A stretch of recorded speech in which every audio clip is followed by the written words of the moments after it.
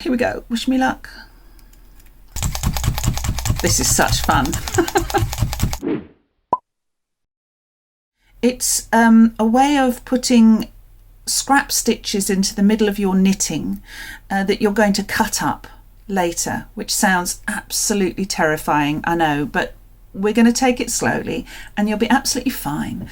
It's a very traditional technique that's used in parts of, say, Shetland and Scandinavia, where they will knit a garment in the round. It's so much easier when you're just doing all the knit stitches.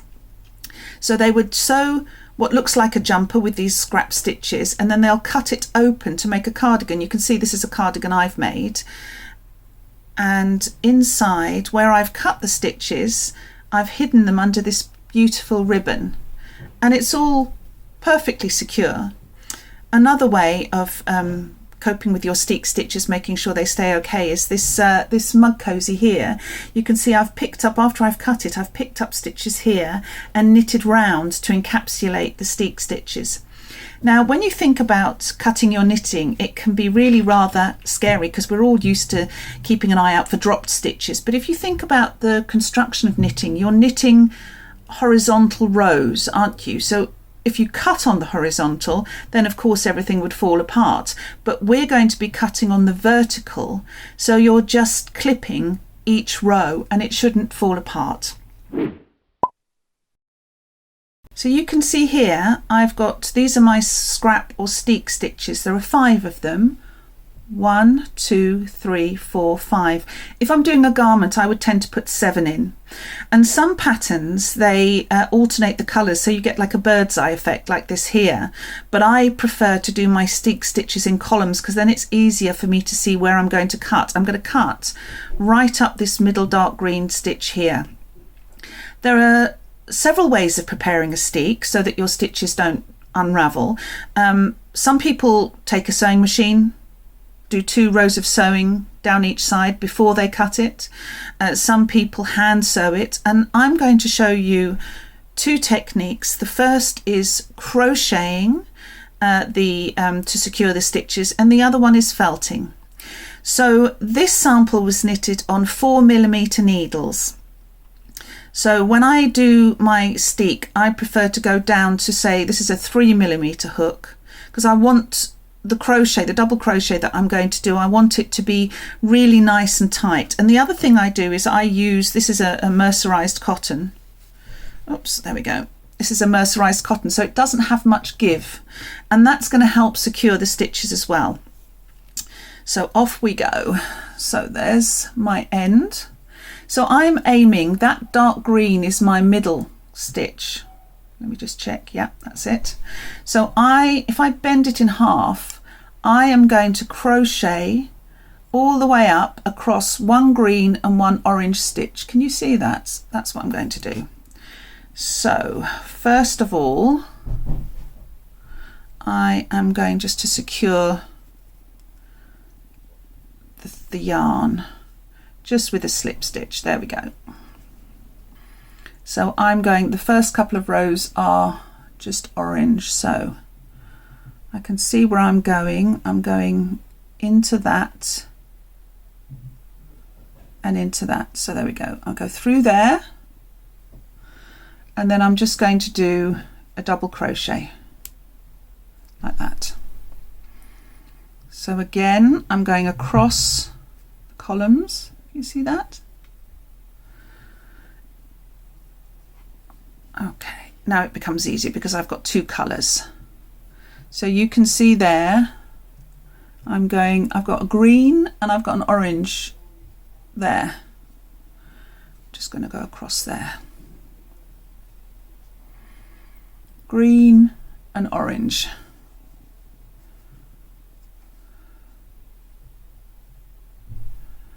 Green and orange.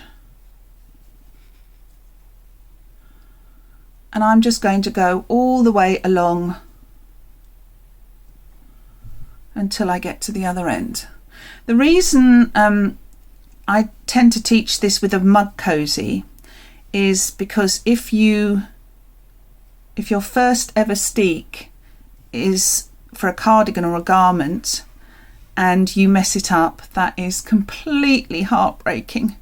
All those hours that you've put in. So something like a mug cozy, you can see there the green and the orange, something like a mug cozy is only 20 rows, and if you mess it up, that doesn't really matter, does it? You haven't invested too much time in it. So let's have a look what that looks like. So you can see I've managed to catch all the stitches there, and you can see I've caught all the half stitches there. So then what I'm going to do now is I'm going to come back the other way.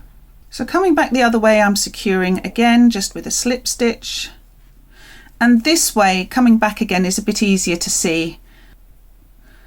So I'm going across, oops, won't go in. So I'm butting right up to the stitches from the other side. And here is the finished steek. So you've got that line of double crochet there and that line of double crochet there. If you're used to sewing, you will recognize this as almost like an overlocked edge. Now, the moment of truth, it's all ready, I've got to cut in the middle. Now, what I like to do is, can you see when you pull that, I don't know if you can see that, when you pull that apart, you can see the ladders. And I tend to start in the middle when I'm cutting. So I am gonna, here we go, wish me luck. There we go, that's the first cut. Can you see that's come away really cleanly? And I just pull them apart a little bit and do a couple of stitches at a time, or a couple of bars at a time. Let me just make sure I'm,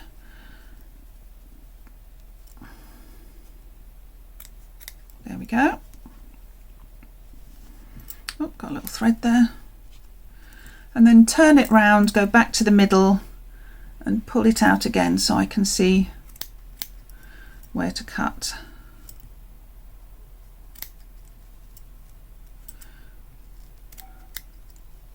See, it's not that scary, is it? If you've done the prep. And there we are. There you go. That's the other side. See, that's all quite secure. So now I would pick up my stitches for my edging. And what I've noticed sometimes when I've taught this, that people try to pick up the bar in between to make their new stitch. Now the problem with this is that that will then put the steek cut stitches under tension and it might all unravel. What you need to do is put your needle all the way through, wrap the yarn round and pull that through the gap. I can show you how to do that. So this is my edge stitch. So I'll just do this from the middle just to show you. So I've put my needle all the way through. I've wrapped the yarn round. Oops, can be a bit fiddly. And then I'm bringing it back through. See that? So then I'm going to go to the next bar. When you're picking up stitches like this, you tend to pick up 3 bars, between 3 bars, and then leave one. Come here, you. There we are. That's another one. And then the third one. And then this bar next to this stitch I leave, and then I'd go to the next one like that.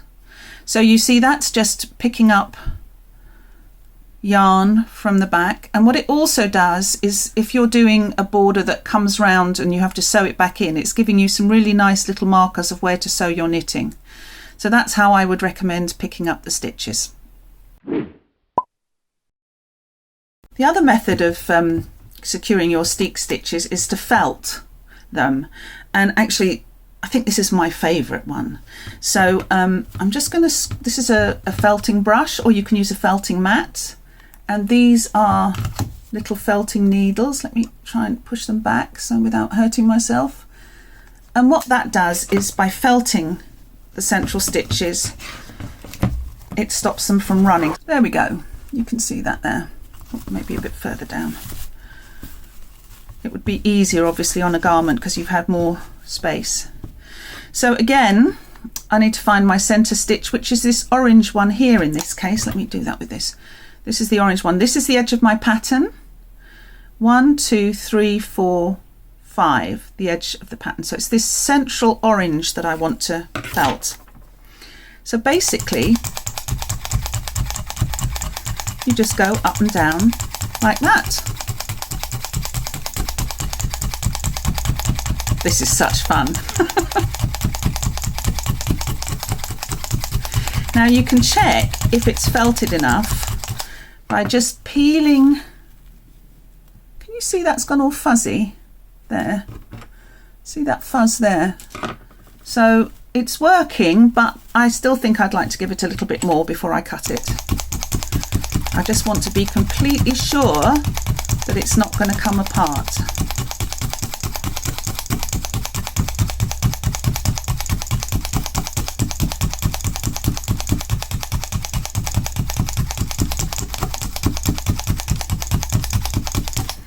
Okay, let's take it off and have a look, shall we? Just peel it back. Oh, look at that. Can you see that lovely line of fuzz there? That shows where it's been felted. So now it's safe to cut. So this time I'm just going to go, just check it was that orange one. Just go straight up the middle. You can see it's a really nice neat edge and it's all felted. If you're still a bit concerned, you can always just put it back on the mat now and give it a little bit more of a felt just to be sure, like that. But I think that looks pretty good. And again, I would pick up my stitches along the edge of my pattern. The one thing I would say is if you have done a steek, don't stick it in your work basket and leave it and forget about it and move on to something else. If you want to be sure your steek stitches are going to be safe and aren't going to come apart, you really need to have the time to just get on with it and get them sorted.